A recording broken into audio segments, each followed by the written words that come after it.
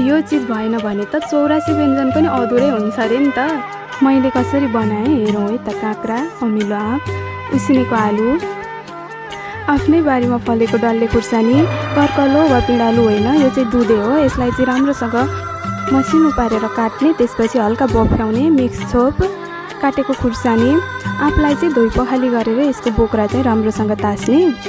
बोक्रा तासिसकेपछि चाहिँ यसलाई हामी कोर्ने, त्यसपछि काँक्रालाई कोर्ने। काँक्रालाई कोर्दै गर्दा भिडियो पनि बनाउनुपर्छ। अगाडिबाट पछाडिबाट कोर्दै गरेको भिडियो बनाएन भने चाहिँ अचार तपाईँको मिठो नहुन सक्छ है। स्वादअनुसार नुन, नगनाउने मसला,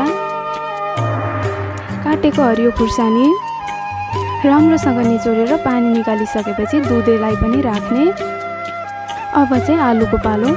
2 3 4 5 6 7 8 9 10 11 आलुलाई राम्रोसँग मिचेपछि चना राख्ने। फर्सीको बिहा र आलसको मिक्स छोप यो चाहिँ।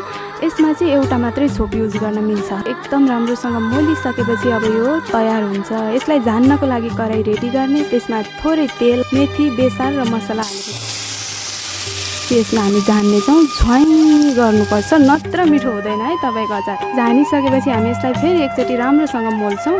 एकदम राम्रो कलर निस्किनुपर्छ यसको। यस्तो कलर निस्केन भने चाहिँ तपाईँको अचार मिठो हुँदैन नि फेरि।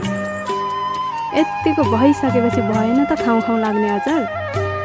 यस्तै राम्रो र मिठो अचार बनाउने अब चाहिँ तपाईँको पालो है त।